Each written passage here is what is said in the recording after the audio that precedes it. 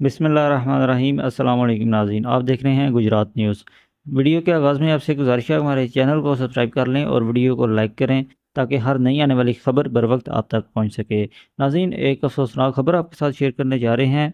पाकिस्तान मुस्लिम league काफ के मरकज़ी रहनुमा और सूबाई वज़ीर चौधरी शाफ़े हुसैन के ड्राइवर के तौर पर काम करने वाले मोहम्मद तारिक के बेटे को वज़ीराबाद के इलाका में थाना सदर वज़ीराबाद की हदूद में कत्ल कर दिया गया। गुजरात के रिहायशी 25 साला नौजवान को वज़ीराबाद के इलाका में उस वक्त कत्ल किया गया जब वो लाहौर से गुजरात वापस आ रहा था और मोटरसाइकिल पर सवार था।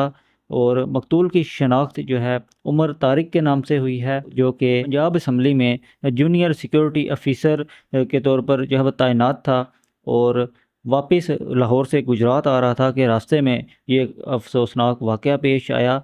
वाक़या की इत्तला मिलते ही पुलिस अफसरान मौका पर पहुंचे और मौका से जो शवाहिद भी इकट्ठे किए गए और थाना सदर वज़ीराबाद में मुकदमा दर्ज कर लिया गया है। मकतूल के वालिद की मदय्यत में मुकदमा नंबर 1093 दर्ज किया गया, जिसमें 302 की दफ़ा जो है वो शामिल की गई है। और एफआईआर के मुताबिक नामालूम वजूहात की बना पर नामालूम मुसल्लह अफराद ने आतिशी असलहा से फायरिंग करके उनके बेटे को कत्ल कर दिया और एफआईआर जो है वो दर्ज कर ली गई है।